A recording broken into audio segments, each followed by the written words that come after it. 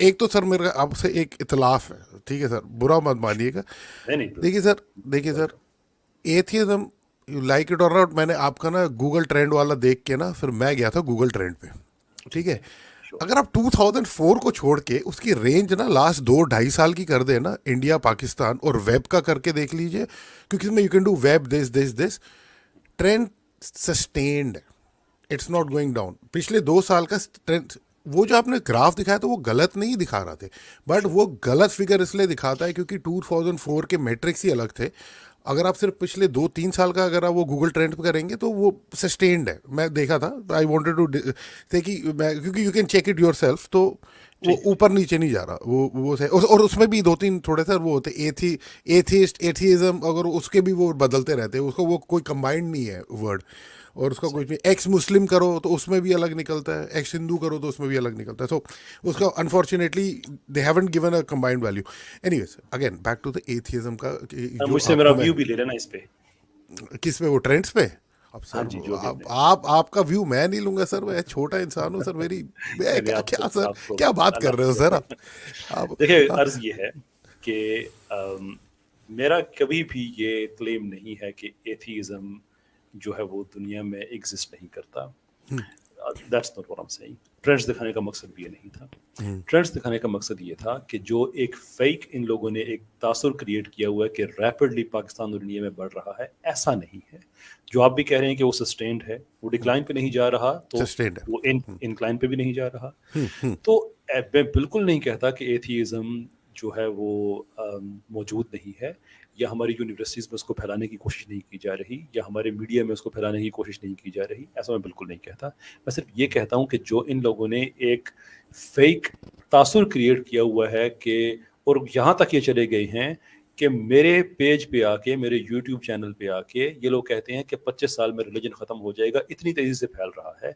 तो मैं उसके सामने एक ऑब्जेक्टिव डेटा रख रहा हूँ, इसलिए नहीं कि एथियज्म है ही नहीं, इसलिए कि ये जो गलत बयानी आप कर रहे हैं लोगों से कि ये बड़ा इंक्लाइन पे जा रहा है, वो आपने भी चेक कर लिया इंक्लाइन पे नहीं जा रहा, मैंने भी नहीं नहीं, चेक कर लिया इंक्लाइन पे नहीं मैं जा सर देखो, मैं डेटा बैक्ड इंसान हूँ, मैं तो रहा। और सीधा जो बोलता दूसरा हूँ उसका मॉडल सस्टेन्ड रहता है। है, और डेटा हाँ के अलावा एक मॉडल जब मैं साथ आपसे मैं आपके इजाज़त से मैं शेयर कर दूँ, ये जो प्यू रिसर्च के हमें बार-बार बताते हैं कि उस पे ये है, उस पे वो है। अभी देखें, दुनिया में तकरीबन 16% नॉन एफिलिएट्स हैं। सारे एथियस्ट नॉन एफिलिएट्स नहीं होते। नॉन एफिलिएट्स में एग्नोस्टिक्स भी हैं, डीइस्ट हाँ, आप की तरह के भी हैं, और बहुत से लोग हैं। मेरा डीएसट भी है। डीएसपी है उसमें। तो अगर हम सबको भी एथियस्ट मान लें, तो 2050 तक ये 16% की जो रेशियो है ये 13% पे आ जाएगी, उससे आगे जाएंगे और कम जाएगी। जिसकी एक वजह ये है कि ये लोग अपनी मौत आप मरते हैं, ये बच्चे पैदा नहीं करते हैं, ये शादियां नहीं करते हैं, इवन शादी के बगैर बच्चे पैदा नहीं करते हैं, बस टुन जिंदगी गुजार के इनके लिए दुनिया एक बहुत बड़ी भंग है, और ये उसके अंदर बस मस्त मलंग बने हुए हैं। तो मैं ये पूछता हूँ कि मैं ऐसी सर ये बहुत बड़ा जनरलाइजेशन मारा आपने सर, ये से जनरलाइजेशन है आप बहुत तगड़ा नहीं आपका। नहीं नहीं, डेटा बेस्ड है सारा कुछ, कि एथियस्ट में शादियों की तादाद क्या है, उनमें बच्चों की तादाद क्या है, और देयर इज अ रीजन कि दुनिया में लोग एथियज्म की तरफ कन्वर्ट करने के बावजूद भी अगर वो डिक्लाइन में जा रहे हैं in terms of their percentage और उनकी रेशियो जो है ग्लोबल पॉपुलेशन में, तो उसकी वजह है एक तो ये है कि लोग मजहब की तरफ वापस आ रहे हैं, ये भी डेटा बेस पे बात है, मैं आपके साथ शेयर कर सकता हूँ कि there is a resurgence of religion in west और बाकी दुनिया कुछ में भी। जगह हुई है, और आई एग्री विद यू, कुछ जगह हुई है। और और जो थैंक यू, और जो एथियज्म का जो डिक्लाइन है वो इनकी प्रैक्टिसेस की वजह से है। तो मेरा एक सवाल है, मेरे बच्चों का सवाल आगे से होगा कि हम एक सिस्टम को क्यों उसमें हम लेके आए कि जिसमें हमारी लिनिजेस ही खत्म हो रही हैं, लेगेसी नहीं है, why should we even believe in that. Okay sir, इसका मैं आंसर देता हूँ सर। सर देखो, ये जो आपने कहा है ना, ये एक बहुत बड़ी जनरलाइजेशन है कि वो शादी नहीं करते। इसका मैं एक एग्जांपल दे देता हूँ सर। श्योर। नॉर्वे जैसी स्कैंडिनेवियन कंट्री देखो, वहाँ एथिज्म बहुत ज़्यादा है, अरे अच्छी खासी शादी करते हैं, अच्छे खासे बच्चे चल रहे हैं, उनकी पॉपुलेशन भी है ठीक ठाक है, सस्टेन्ड पॉपुलेशन है, क्योंकि आपको पता ही है यूरोप में तो ओवरऑल डिक्लाइन पॉपुलेशन ही है, पर उनकी भी है। तो मतलब ये सर, ये थोड़ा गलत है थोड़ा कि वो नहीं करते। अब फर्टिलिटी रेट कितना चाहिए होता है पॉपुलेशन को सस्टेन करने के लिए, सिर्फ सर मैं इट बात शुड, हाँ बोलूँ। हाँ, इट शुड बी 2.5%।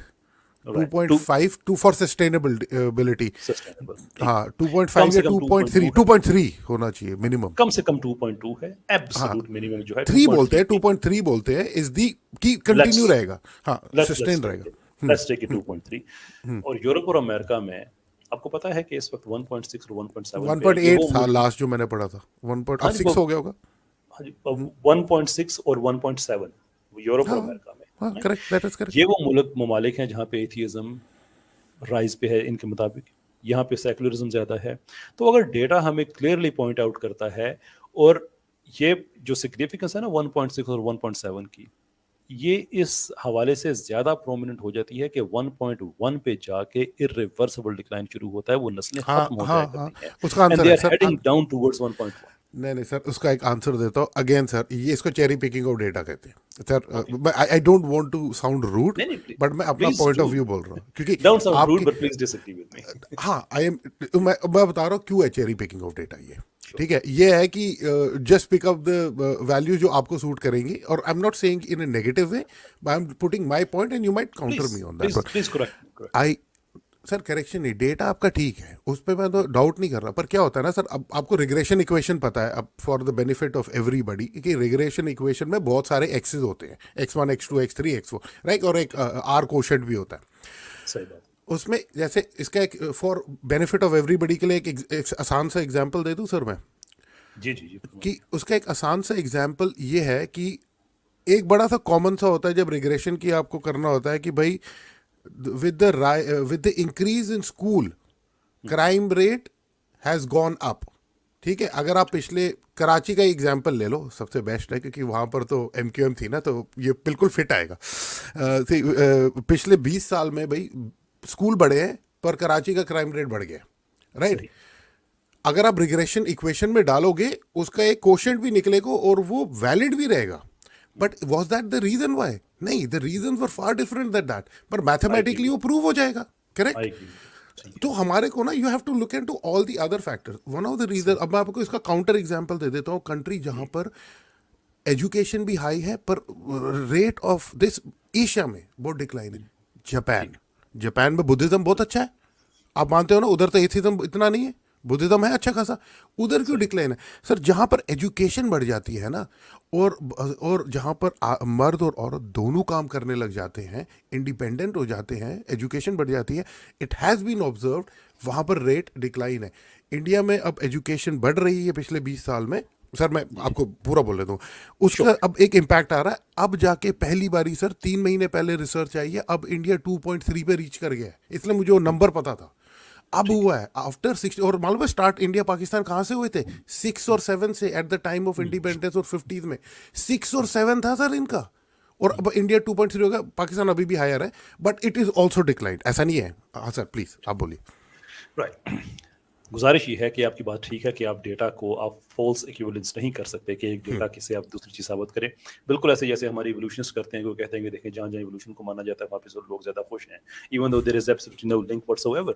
नो, वो कहते हैं जहाँ ज़्यादा तरक्की हुई हुई है, again there is no link whatsoever. ये बात आपकी ठीक है। हाउएवर द क्वेश्चन इज कि जो लिबरलिज्म है, क्या ये इंस्पायर्ड है एथियज्म से?